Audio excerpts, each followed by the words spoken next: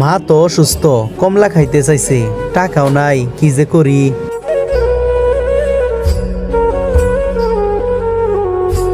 ভাই কমলা কত টাকা কেজি?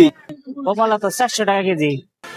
ভাই আমার কাছে 70 টাকা আছে, 70 টাকার কমলা দেওয়া যাবে না? কমলা তো হাফ কেজি নিচে বিক্রি করি না। আমার মা তো অনেক অসুস্থ, 70 টাকার কমলা দেওয়া যায় না? 70 টাকা কমলা দেওয়া যাবে না।